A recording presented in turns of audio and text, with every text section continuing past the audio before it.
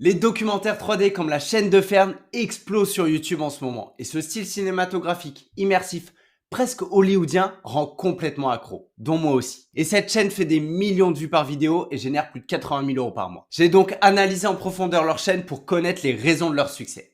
Et pour être honnête, il y a un vrai problème. Derrière chaque vidéo, il y a une équipe entière de 50 personnes, dont 15 artistes 2D et 3D. Des semaines de travail, des logiciels et des compétences complexes. Sauf que moi, j'ai rien de tout ça. J'ai ni les compétences, ni le budget, ni l'équipe pour faire ça à ma place. Donc je me suis lancé un défi.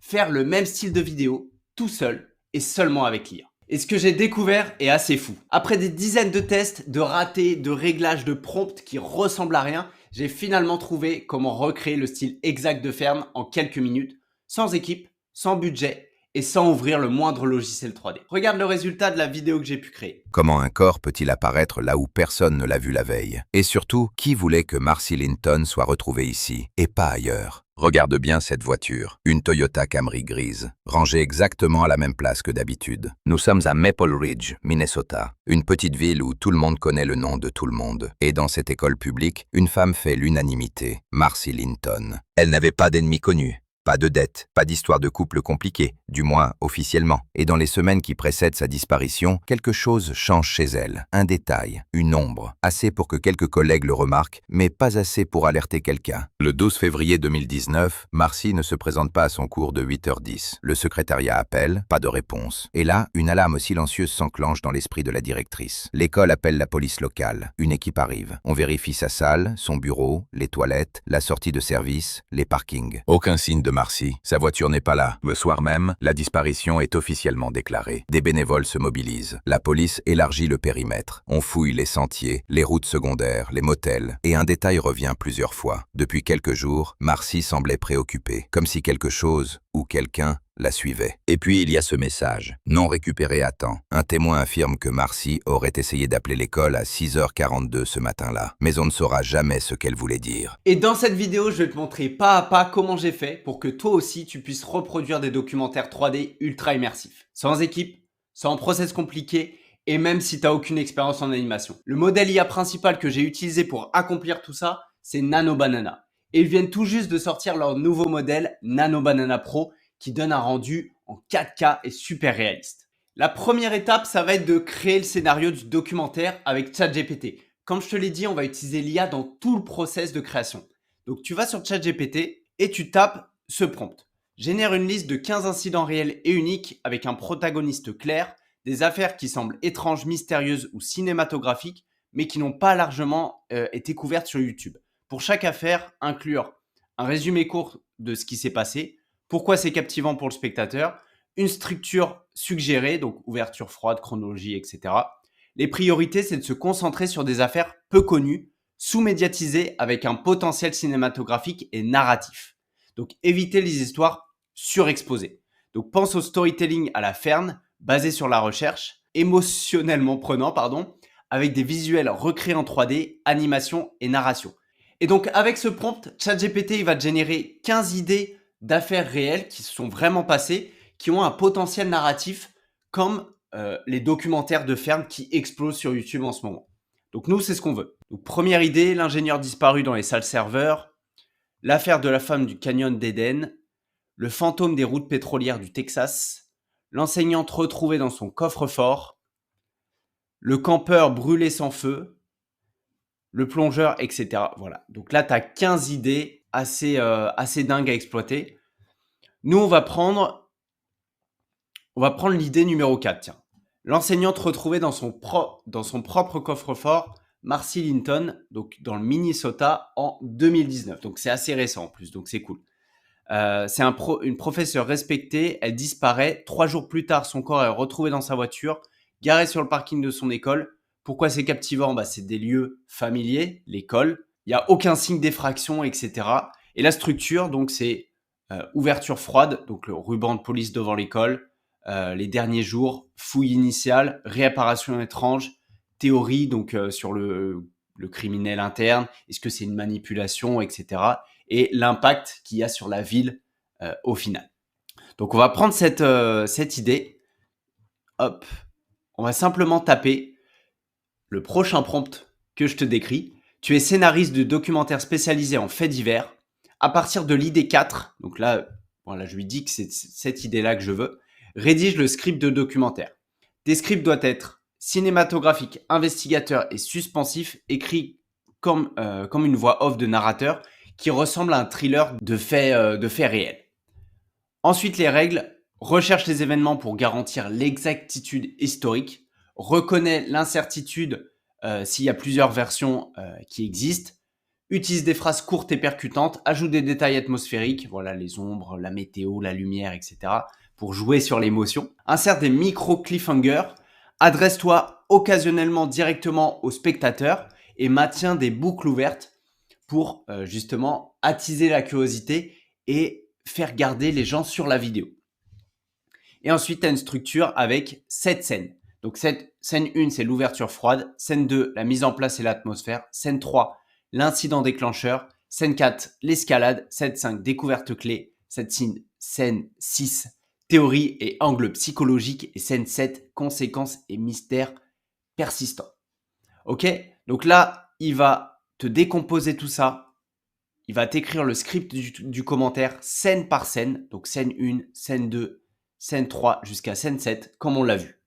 Donc maintenant, l'étape 2, c'est de créer les visuels de notre documentaire.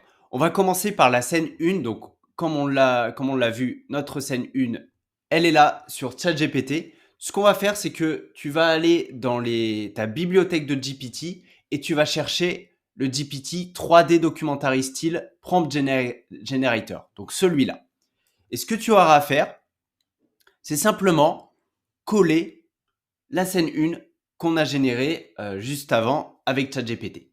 Et il va te donner un prompt détaillé pour créer un visuel qui va être notre image de base pour la scène 1. Et avec cette image de base, on va faire découler toute la scène avec plusieurs angles différents cinématiques, utiliser Nano Banana justement. Et donc pour ce premier visuel de base de la scène 1, on a un prompt ultra détaillé, donc qui est en anglais bien sûr parce que les générateurs d'images fonctionnent bien mieux en anglais, et je vais utiliser Midjourney, le générateur d'images Midjourney, pour générer cette première image de base. Donc je vais simplement copier, aller sur Midjourney, coller et générer. Et à partir de ça, j'ai voilà, je fais plusieurs tests, j'ai plusieurs images. Donc là, il y a ces premières images qui sont apparues. J'aime bien celle-ci. Donc là, l'atmosphère de cette première scène, c'est de mettre en place le cadre. Donc avec la voiture sur le parking qui est vide, une personne qui arrive sur le parking et il va y avoir la police qui va arriver. On met en place cette scène. Et donc j'ai généré plusieurs images, j'ai fait plusieurs tests.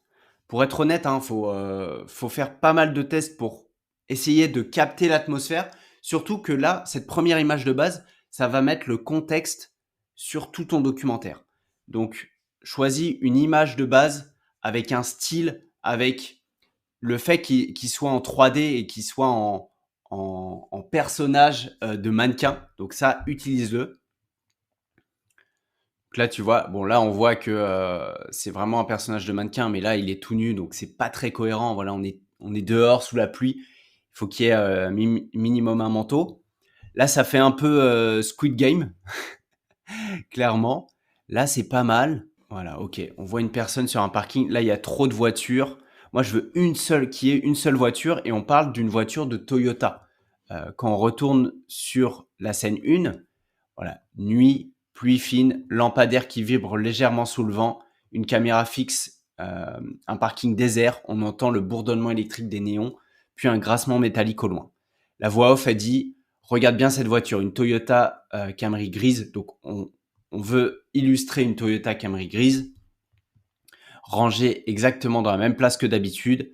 On pourrait croire que rien n'a bougé, et pourtant à l'intérieur, un corps attend d'être découvert. Un corps que la police a déjà cherché et qu'elle jure ne pas avoir vu. Et en fait, le GPT va partir de toute cette scène-là et va générer cette image de base.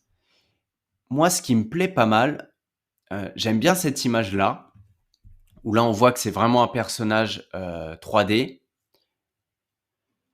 On voit une voiture, mais on voit qu'elle n'est pas désert, que le parking n'est pas désert. Là, j'aime bien aussi, on voit que c'est un modèle de Toyota. Là, pareil. Mais l'image que j'aime le plus, je pense que c'est celle-ci, qui est vraiment top. Là, on voit une personne avec un arrière-plan flou sur la voiture qui est encore allumée. On voit que on distingue à peu près que c'est une Toyota. Donc là, cette image, elle est top. Ce que je fais, c'est que je vais la télécharger. Une fois que l'image est téléchargée, je retourne sur ChatGPT et un autre GPT personnalisé qui va être Nano Banana Prompt Builder. Il y en a plein des GPT sur Nano Banana. Donc, choisis celui qui te convient le mieux. Moi, j'aime bien celui-là. Donc, tout ce que tu as à faire, c'est rentrer ton image de référence et taper ce prompt. Donc, crée-moi 5 prompts d'images Nano Banana à partir de l'image de cette scène dans différents angles et positions de caméra. Donc, comme je te l'ai dit, cette image va être l'image de référence pour notre première scène. Donc, ce qu'on veut finalement, c'est à partir de cette image de base, on veut différents angles, différents shots, différentes positions d'image cinématographiques pour capter l'attention du spectateur, pour qu'il reste sur la vidéo. Tu le vois très bien sur Netflix ou sur les films. Toutes les 2 secondes, il y a un changement de plan, il y a un changement d'angle. Et en fait, c'est ça qui capte l'attention des spectateurs. Donc, nous, on va faire la même chose à partir de Nano Banana en partant de cette image de référence. Donc, crée-moi 5 prompts d'images Nano Banana à partir de l'image de cette scène dans différents angles et positions de caméra. N'oublie pas que c'est un documentaire 3D. Voici les détails que le personnage doit avoir. Donc là, je lui ai simplement copié-collé les détails du prompt que le prompt précédent m'a donné sur le style de documentaire 3D. Tu peux même carrément mettre tout le prompt. Moi, c'est ce que je vais faire aussi.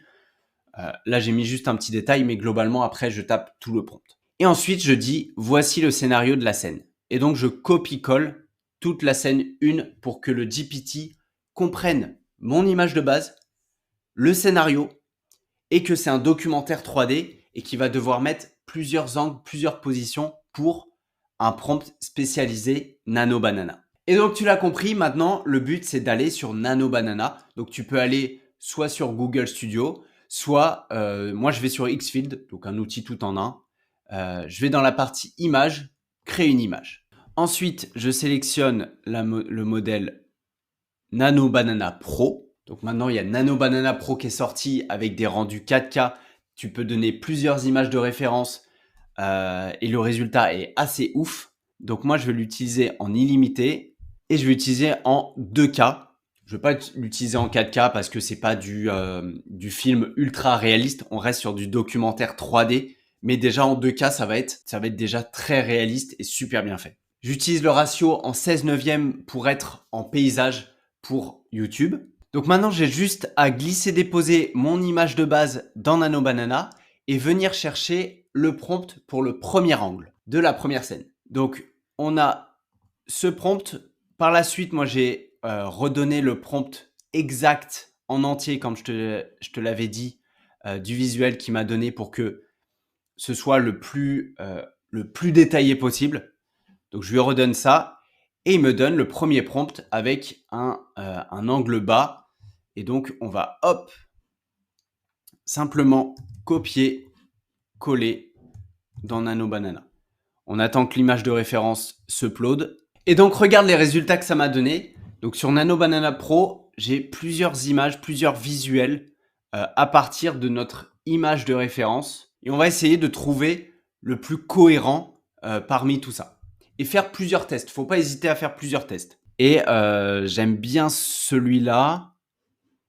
J'aime bien cette image-là aussi, où on voit la voiture de police arriver derrière, la Toyota et notre personnage en 3D, en mannequin 3D. Donc là, moi, je vais partir sur celle-ci.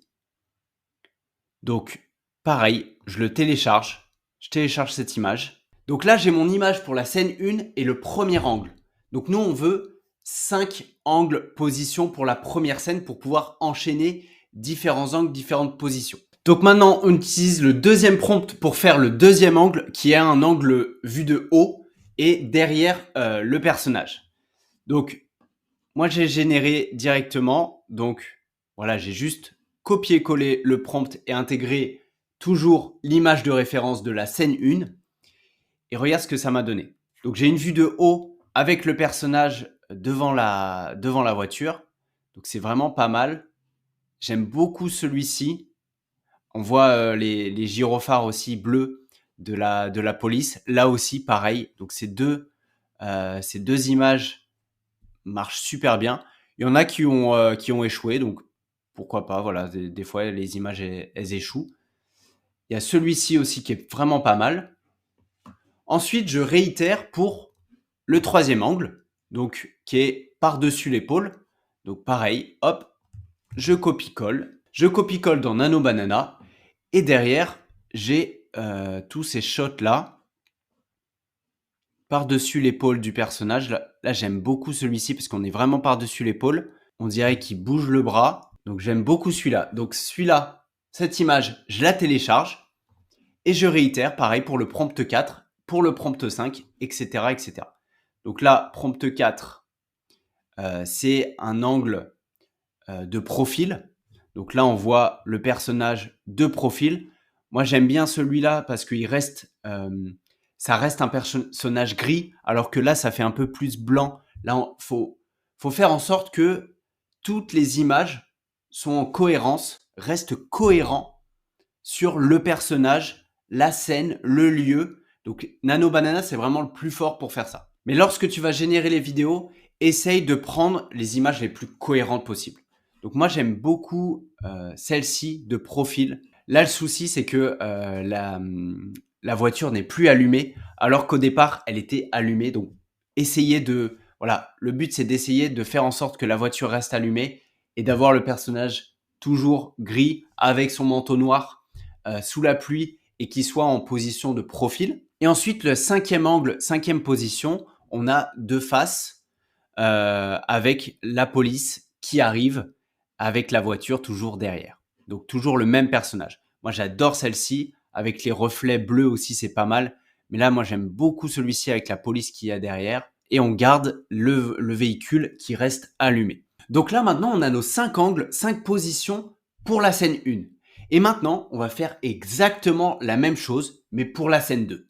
Donc pour la scène 2, je retourne sur mon script. Je copie-colle la scène 2. Je vais même la décomposer en 2 parties. Dans le couloir de l'école et ensuite dans la salle de classe.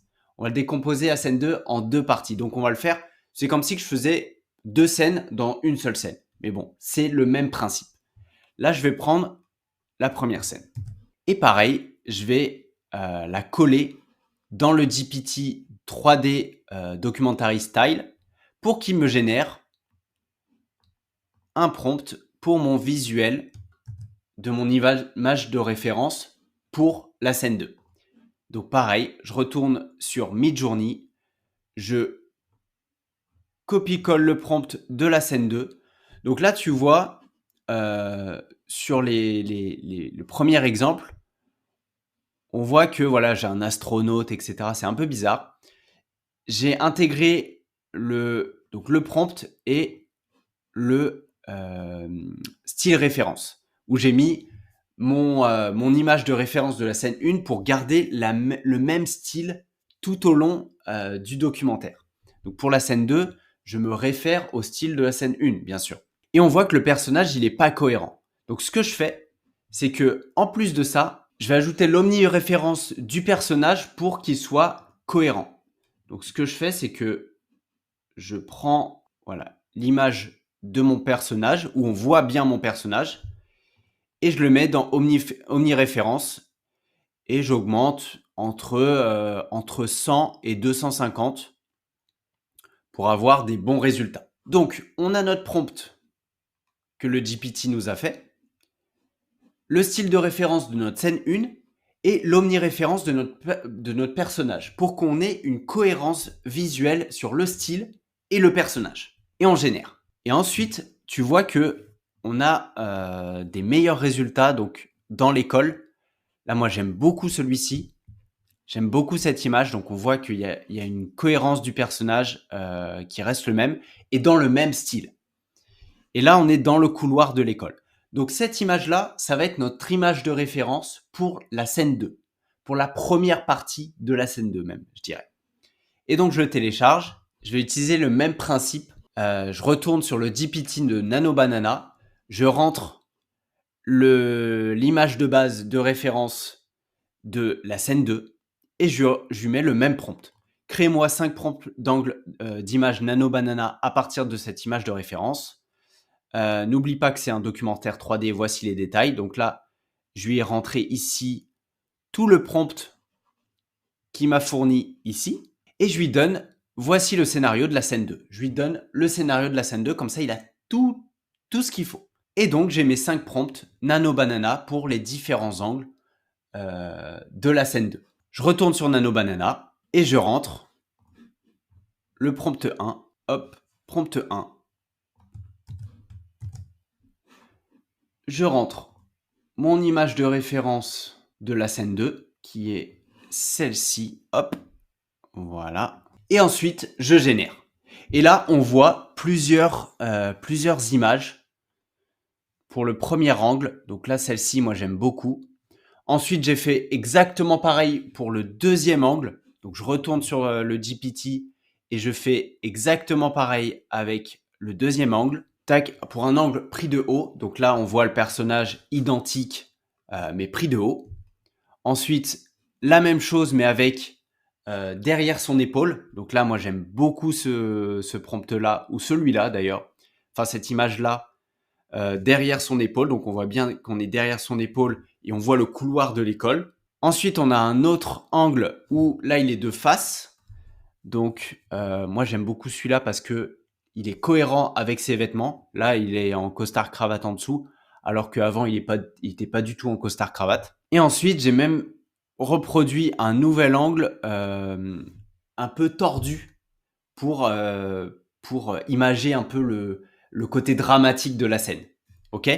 Donc là, ça y est, j'ai mes 5 angles pour la scène 2. Et donc, je reproduis exactement la même chose pour la scène 3, la scène 4, la scène 5 jusqu'à la scène 7.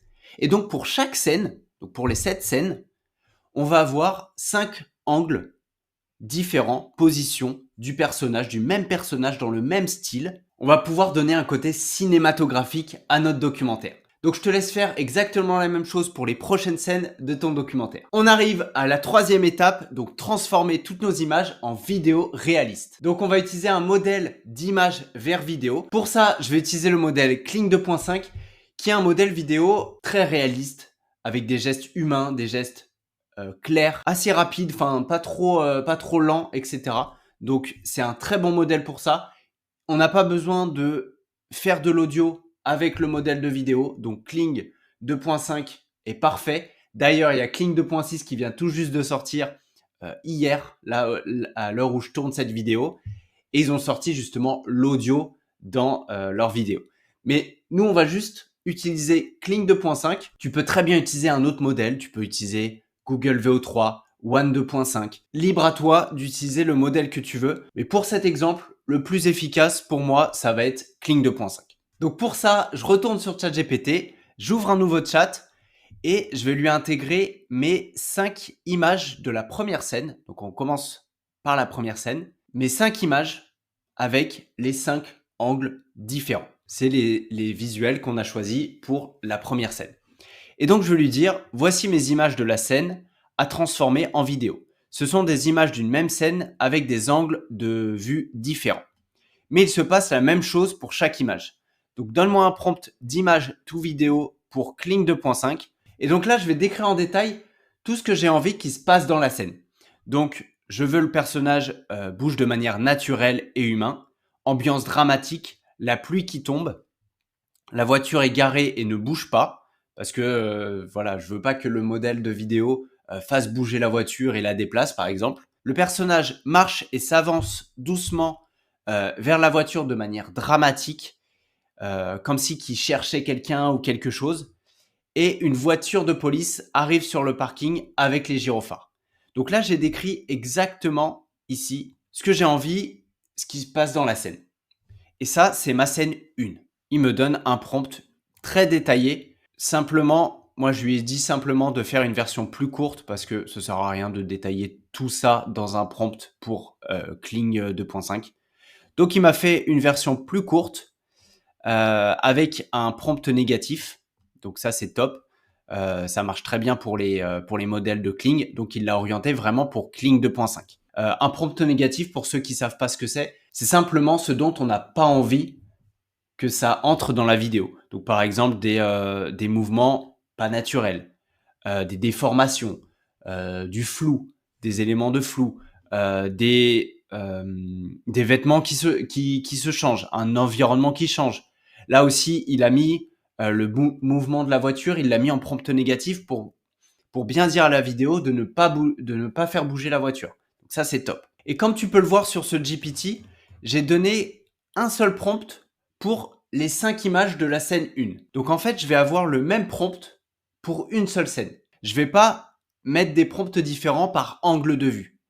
Pour les 5 angles de vue, je vais utiliser le même prompt pour que ce soit cohérent et pour qu'il fasse la même chose dans simplement des positions et des angles différents. Donc j'ai simplement à copier le prompt, retourner sur Xfield.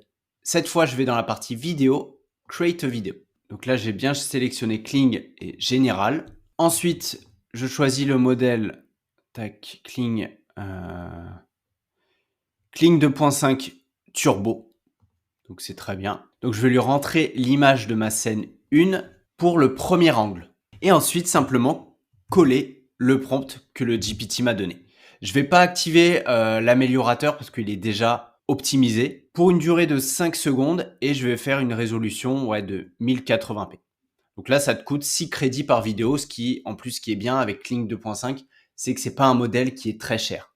Contrairement à VO3 ou Sora 2 qui sont quand même très onéreux. Alors que là, on va pouvoir générer pas mal de vidéos. Donc ma première vidéo a été générée, comme tu peux le voir. Et pour les autres vidéos, j'ai fait exactement la même chose. J'ai utilisé le même prompt pour la scène 1. Et j'ai simplement modifié mon image en premier frame.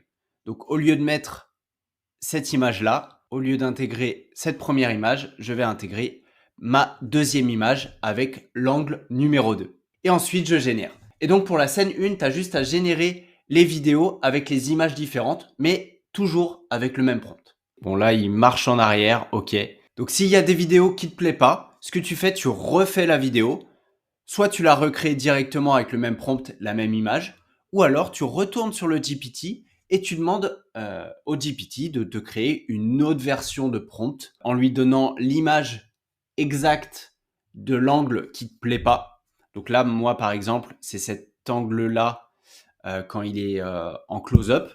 Pardon, quand il est en close-up. Donc, j'ai simplement besoin de rentrer l'image et lui dire, lui copier le même début de prompt qu'ici. Lui dire, voici mon image, hop, mon image de la scène que tu dois transformer en vidéo. Et là, je dis, il se retourne. Par exemple, je peux dire, il se retourne et marche vers la voiture pendant que la voiture de police arrive. Tac. Et là, il va me générer un autre prompt que je vais copier-coller dans Kling 2.5. Donc, n'hésite pas à affiner, peaufiner tes vidéos, même des fois retravailler peut-être tes images s'il y a quelque chose qui va pas. Et donc là, j'ai une nouvelle version du prompt que je vais aller tester tout de suite. Voilà. Et je vais lui rentrer l'image, celle-ci. Voilà, hop. Et ensuite, je génère. Et là, on a le résultat de la première scène qu'on avait vue tout à l'heure, où il marchait en arrière. Et là, c'est exactement ce qui est fait. Hop, il se retourne, marche vers la voiture et il y a les voitures de police qui arrivent. Une fois que tu as généré toutes les vidéos de ton documentaire, on passe à l'étape 4 qui est la génération de la voix off. Donc la voix off, ça va être toute ta narration, une voix d'un narrateur qui va expliquer les détails de ton documentaire scène par scène. Si tu te souviens bien, le GPT nous a généré chaque scène avec une voix off, justement. C'est ce qu'on a demandé. On va prendre la première, on va copier. Et donc pour faire ça, on va utiliser Eleven Labs qui est un outil de génération de voix, génération d'effets sonores avec l'IA. Donc tout ce qui tourne autour de l'audio avec l'IA. Même si maintenant, ils ont même sorti l'image et la vidéo qui donnent accès à tous les modèles d'images et de vidéos qu'il y a sur le marché. Donc ça, c'est tout nouveau. Donc on va utiliser deux méthodes différentes pour générer notre voix off. Soit d'utiliser une voix qui existe déjà dans la bibliothèque d'Eleven Labs. Et deuxième méthode, ça va être de créer notre design de voix, notre propre design de voix. Ok? Donc la première méthode, on va aller dans Trending Voices. Ce qu'on va faire, c'est qu'on va aller dans les filtres et on va sélectionner la langue, on la veut en français. On veut une catégorie narrative et story, l'accent standard. On veut un homme et d'âge moyen. Donc pour garder voilà un certain ton de voix, une certaine expression dramatique avec une personne d'âge moyen ou une personne âgée. Donc là, on va dire âge moyen, je pense que c'est pas mal. Et on applique les filtres. Et donc, à partir de là, tu vas avoir toute une bibliothèque de voix avec les filtres que tu as appliqués. Donc, on va regarder et on va peut-être sélectionner une voix qui nous plaît bien. Donc, par exemple, on va regarder celle-ci, Marc Aurèle. Là, c'est un accent québécois, donc c'est pas forcément ce que je veux. Ouais, j'aime bien la voix de Martin Dupont en profond. Donc là, normalement, tu as un petit plus qui est là, comme les autres, parce que celui-là est déjà ajouté à ma liste. Donc, je vais faire utiliser la voix. Et donc, j'arrive directement dans la partie text-to-speech. Donc là où on va rentrer justement notre script, notre voix off. Donc là, je vais rentrer, hop, le premier texte. Et on peut ajouter des émotions aussi à notre voix. Est-ce qu'il est voilà, paniqué, dramatique? Donc moi, je vais essayer dramatique. Bien sûr, les émotions doivent être écrites en anglais. Donc ça, c'est Eleven Labs. T'es obligé. On va tester comme ça. Et là, on fait Generate Speech. Et là, il va nous générer notre voix off avec les émotions qu'on a demandées et avec la voix qu'on a demandé. Donc là, je télécharge cette deuxième génération. Et là, j'ai ma première voix off pour la première partie de ma scène 1. Donc là, je fais pareil pour la deuxième partie de la scène. Je garde les mêmes émotions parce que j'aime beaucoup. Hop. Et je génère. Et je vais faire ça pour toutes les voix off. Et après, je fais exactement pareil pour la scène 2. Donc, je copie-colle celui-là, je copie-colle ça, je copie-colle ça, etc.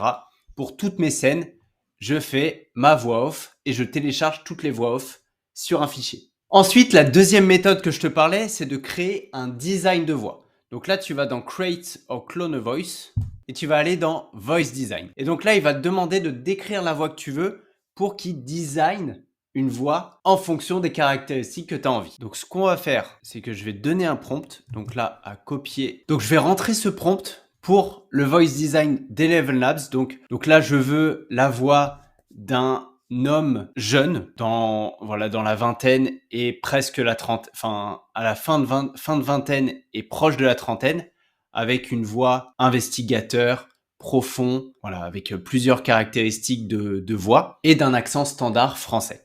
Ok. Donc là, je fais Generate Voice. Donc il m'a généré 3 voix et je vais en sélectionner une. Donc la première voix, on va regarder. So, you're saying the data suggests a new approach? It's intriguing.